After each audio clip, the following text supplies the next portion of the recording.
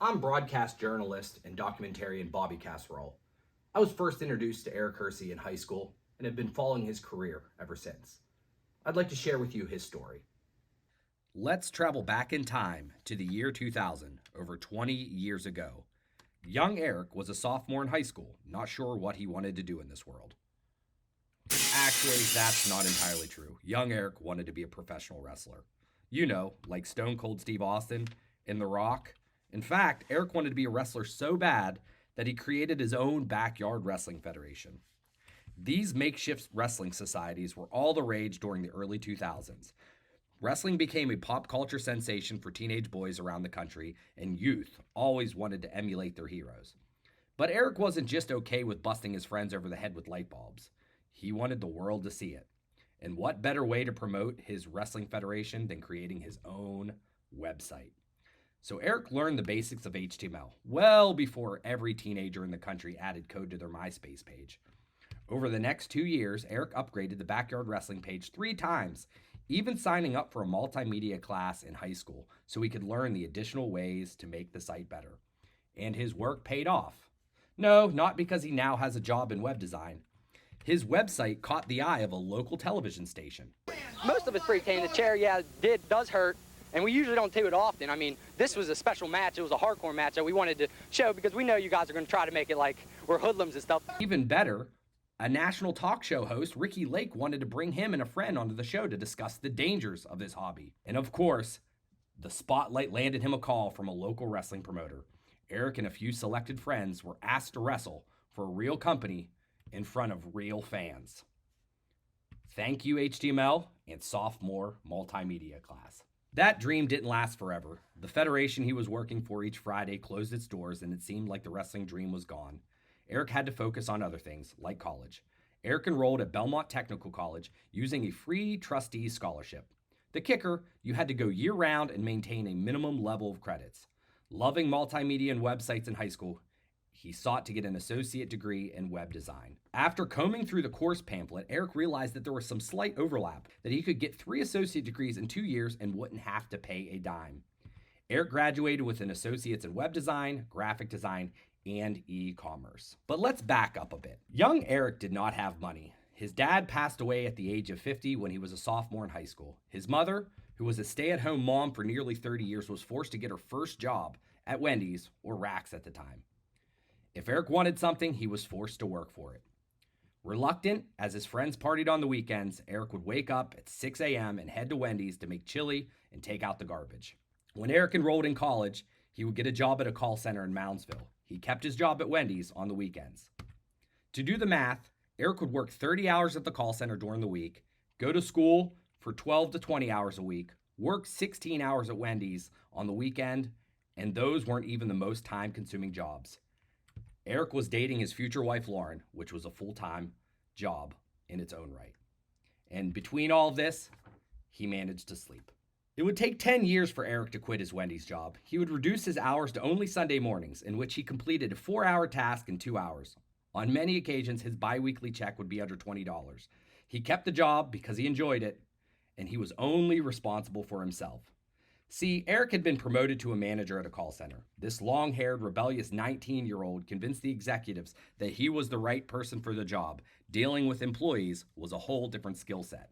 Since Eric was the youngest in seniority, he worked the absolute worst shifts and had all entry-level employees. Now, if you've ever been around a call center, understand that turnover rate is high. This location had a turnover rate of 200%. Everyone hired in January quit by June, and everyone hired in June quit by December. Eric met a lot of people and had to train a lot of people. Now, working with employees that are coming straight out of high school is a bit different than working with employees that are picking up hours during retirement. Explaining how to use a complex system to a 55-year-old or how to be polite on the phone to an 18-year-old know-it-all had its challenges. The time came for Eric to look for an upgrade. Much like you would upgrade your phone, Eric moved into retail management and landed a job at a corporate AT&T store in Weirton. Between the call center and retail, Eric gathered a great understanding for how expectations, processes, and communications can make everything much easier. Eric managed to travel from store to store as a floating manager, getting a great deal of understanding of different regions and pockets in the Ohio Valley. Eric worked in Weirton, Steubenville, Wheeling, Triadelphia, St. Clairsville, and even had several stints in New Martinsville. He started working with local business owners and realized how technology could help them automate many of their tasks, all by using apps and a cell phone. Many times, Eric was doing the sales on the floor when an employee called off. He decided to follow the money. Eric moved into sales and gave up the manager role because he wanted the better hours and the better paycheck. Commission and sales became a game. Eric figured out how to hustle and hit his metrics by the 15th of the month and relax for the second half of the month. Eric was the top salesman in several locations. Retail had its run and he maxed out his abilities. Eric moved on to new challenges, Pittsburgh and advertising. Eric accepted a job at Comcast Spotlight, selling television and advertising in the southern regions of Pittsburgh. This required cold calling and knocking on doors. Yeah, Eric hated this. Not only was he not familiar with the area, but he also noticed that Pittsburgh people were inherently more aggressive and mean. Although it was an uphill climb, Eric showed progress and was offered a sales job in the Wheeling market, making it much easier to close sales. Eric sold digital products to small businesses, and during the time, found out most companies had poor websites or none at all. Eric was often asked to help clients with their websites, which meant he had to brush up on his skills. One day, during his commute, Eric landed on a YouTube web show that promoted a company called lynda.com. In a weird turn of events that'll be documented another time, Eric was afforded a chance to quit his job. See, Lauren, his wife, was hired as a sales manager at a competing company. Instead of worrying about conflict of interest, Eric did the math. With some strategic choices, they could go down to one income and still net more at the end of the year.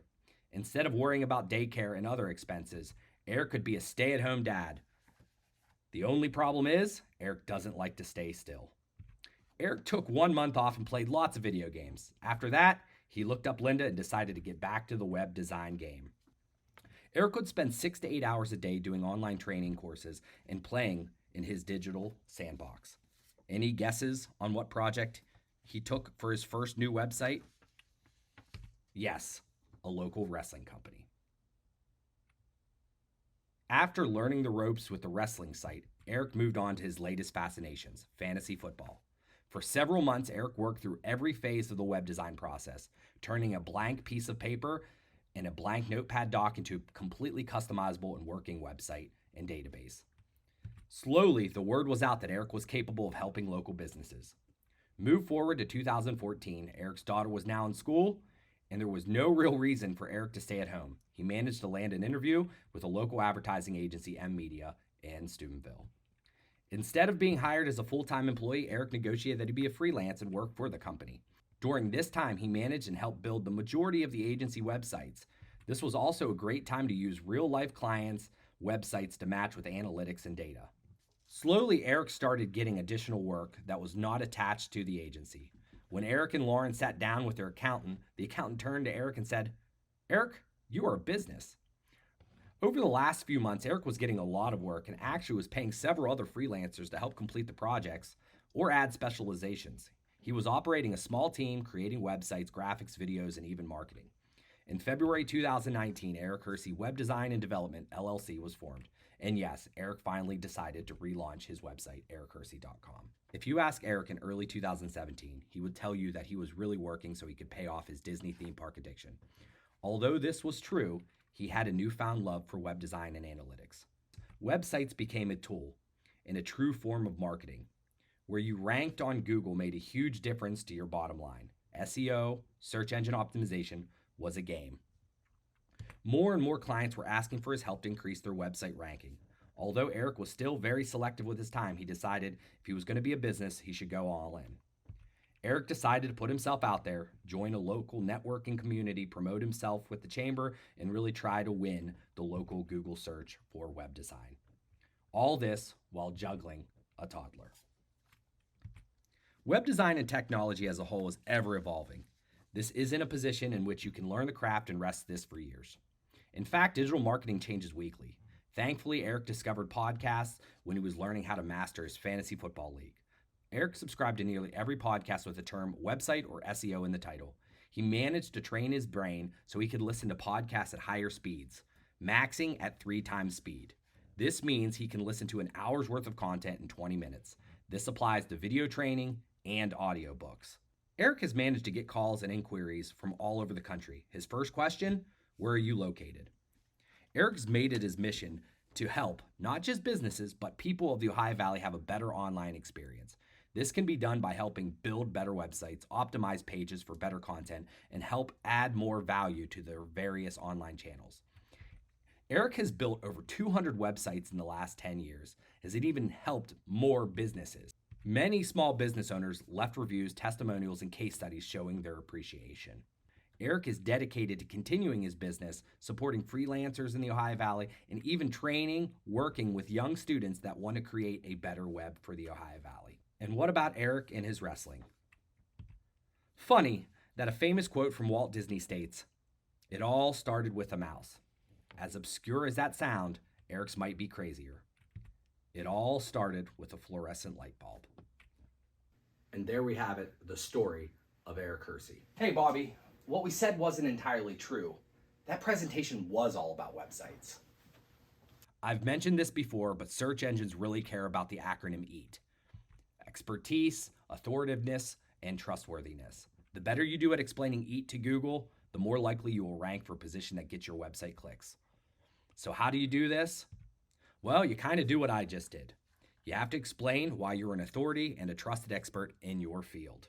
Granted, it would have been easier just to show you a resume, but sometimes, if not always, a story does a better job at connecting the audience.